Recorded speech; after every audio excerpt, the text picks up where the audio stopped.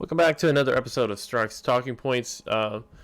Today, a couple more bans have came out where YouTube channels are outright being deleted because they violate policy in this ever-shifting world of corporate policies changing, being backdated to catch anyone they can in the crosshairs and to delete those channels. I felt this was kind of necessary. I've seen a little bit of this, but I wanted to go over it as well about the current mainstream assault on digital platforms such as YouTube, Google, and the outrage they're attempting to generate, trying to take down the type of independent content, independent opinion, separated thoughts that you just get from a platform like YouTube, where you can go in and study things and learn different opinions, get actual other people's takes on it without essentially the overload of the corporate media type background coming into play. And again, with any video, I normally say this at the end, but please like, share, comment, subscribe, dislike the video, whatever. I'm not in charge of you. I just want to get this out there. And we're going to start with the making of a YouTube radical. A lot of people have seen this video, this article, this story, and we're just going to run through it. The making of a YouTube radical, it appealed to me because it made me feel a sense of belonging. I was brainwashed. Now, I want to go to this peak here. By the night of November 8th, 2016, Mr. Kane's transformation was complete. He spent much of the night watching clips of Miss Clinton supporters crying after the election was called in Mr. Trump's favor. His YouTube view history shows that 1:40 a.m. he was watching Mr. Crowder, Louder with Crowder, with Trump wins. It felt like a punk rock moment, almost like being in high school again, Mr. Kane says. Now, what were the extent of his far-right ideology? That's something that you kind of don't get from this article, because it is you see here, I'm way down at the bottom. This is a very long article with a lot of double talk, a lot of fear mongering, a lot of out of context things. And yeah, how radical was he? Mr. Kane never bought into the far right's most extreme views, like Holocaust denial, the need for white ethno-state, or the need for white. He still far-right ideology bled into his daily life. He began referring to himself as a tradcon, a traditional conservative, a normal, moderate person in the U.S., a normal, rational person, traditional conservative, committed to old-fashioned gender norms, male and female. There is an overwhelming source that most people in the U.S. and by far the largest majority around the world believe in gender norms. Those gender norms will change by the culture you're in, but those male and female distinctions are always there. He even dated an evangelical Christian woman, which he was raised in a traditional Christian household. If you actually are dating in the majority of the country other than a handful of major cities, religion comes up. People have religious beliefs, religious backgrounds. That is not extreme far right. That is traditional Christian values throughout the majority of the West. There are over 1 billion Christians. He fought with his liberal friends. Having arguments and discussions with people is normal. To say that having a discussion with someone who's more liberal than you or more conservative makes you far left or far right is stupid. So, that's the farthest extreme he ever got to. That's it. This story, under the current assault on YouTube, and YouTube is caving in on this, that's as far right as he ever got. He believed in gender norms. He dated a Christian woman, and he had arguments and discussions with his liberal friends. That is all. Now, what you're also seeing now is the slow unveiling of this breakdown of the tech platforms, censorship, how they're skewing everything away from anything traditional, anything more conservative, anything even center left. I mean, this is what's going on. Pinterest lists anti-abortion group as pornographic site before banning. This has come out after the Project Veritas information where they're talking about any pro-life content and the word Christian being limited and struck down from their site. This wholehearted attack from all these various organizations are coming in all at the same time. It is now popular to go after independent thought, independent creators, and try and take them down as harshly as humanly possible. And what did they find? They found this gentleman there who worked there who said, hey, this is what's actually happening here. We are pushing this leftist, far left idea. We're taking anything traditional, anything conservative, and we're labeling it as pornography. We're blocking it. We're banning it. We're doing all these things. This is the world we live in now. It is off the rails crazy. Newsweek, Adpocalypse, Vox Adpocalypse. On Wednesday, YouTube announced it would limit or access or outright ban content it deems racist or supportive of white supremacy. In an official blog post, company representative wrote videos alleging that a group is superior in order to justify discrimination, segregation, or exclusion based on qualities like age, gender, race, caste, religion, sexual orientation, or veteran status will no longer be allowed on the platform. Now, if you watch any of the more left-leaning, farther left YouTubers, they're going to get hit pretty hard on this because they do have stuff about segregation. Currently, in a lot of the more liberal cities and areas, they are openly pushing for segregated spaces to remove, quote-unquote, white people, Europeans, from certain classes. They want to have separate classes of actually separate classrooms, separate dorms. I believe UC Berkeley and a couple other colleges in California have already been set where they'll have an Asian dorm, a black dorm, a white dorm, a Mexican dorm. They're doing this. They're actively segregating people.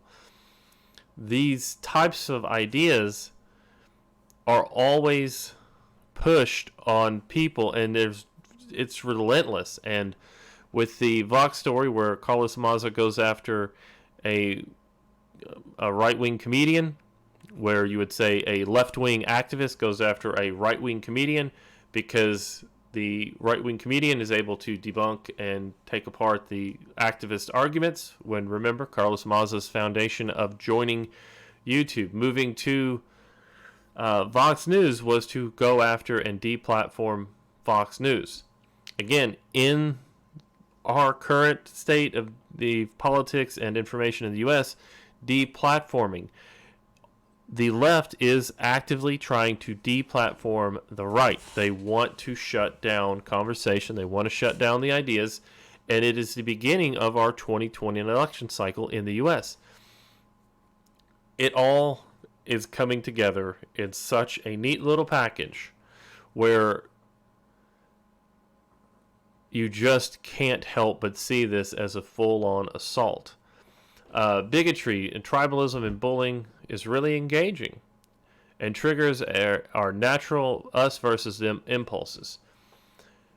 Tribalism is what intersectionality is about. It is breaking groups down into your separate tribe. If you're this race or this gender or that gender or whatever group, that is the whole point of intersectionality. It's really engaging to drag people down.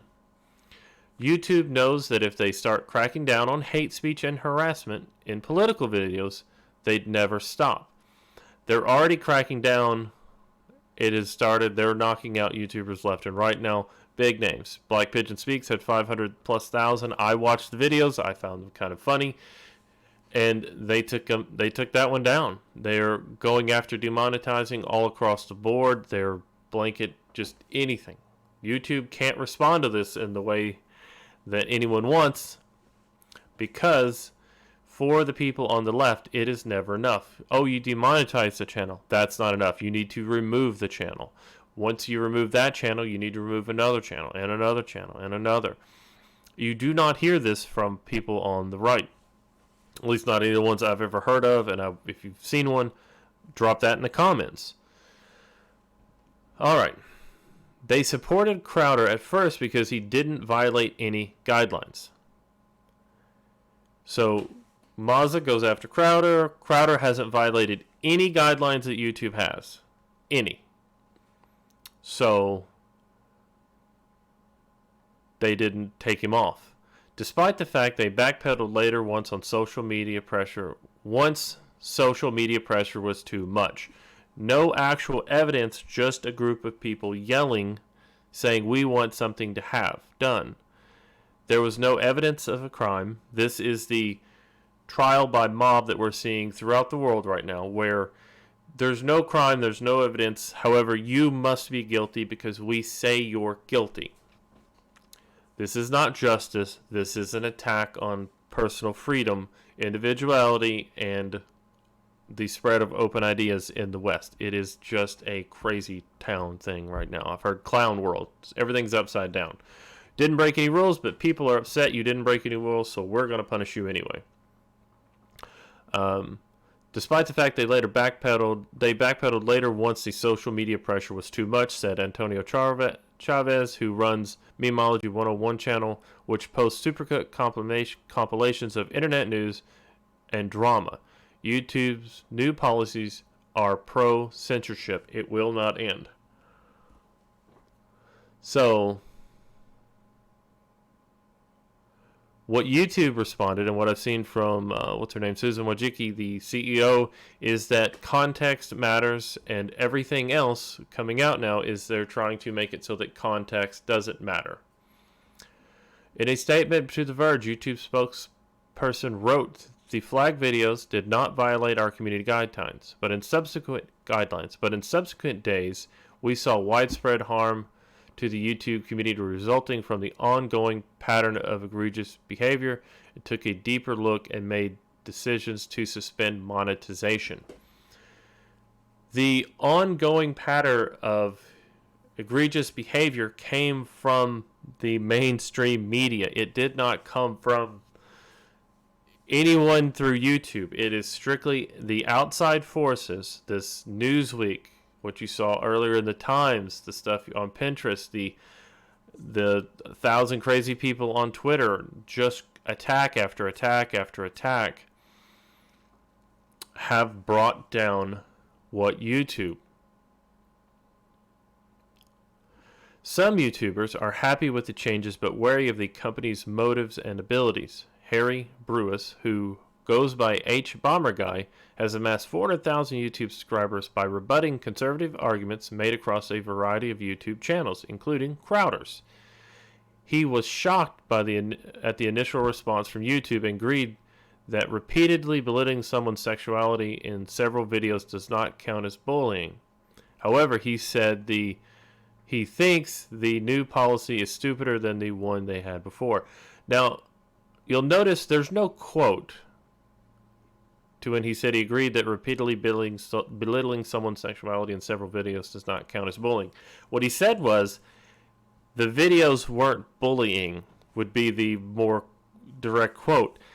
Crowder was not bullying Mazza. Mazza, for a while, had a very unique response to him, talking about how Crowder loved him, how they would be together, different things there. There was some Twitter back and forth, or Twitter information from Mazza, who said he had a thick skin. However, he didn't. At the beginning of Pride Month, of course, Vox and Mazza launched the attack on YouTube, and now we're 2 weeks in, and it is just coming from everywhere now, because this is a hot button issue that gets places like New York Times, Newsweek, CNET, all these different groups get traction because they're all going after their own competitors. Imagine if YouTube had to ban every late night comedian that made a sexist or racist slur. Daily Show's gone, Colbert's gone, Kimmel's gone, Seth Meyers is gone. Jimmy, what's the other? There's one more. out there. I can't think of the name, but anyway, they're all gone. Late night shows typically use a little more off the cuff comedy, produce those videos, and release them. You can't watch any of that traditional comedy again, without seeing something in there that could be considered offensive. However, if it's offensive to the left, it is then attacked, taken down, pulled apart, and demonetized. If it is people on the far left attacking anyone on the right, it is seen as humorous, not belittling. It is kind, it is generous, it is decent. And that is where we're at.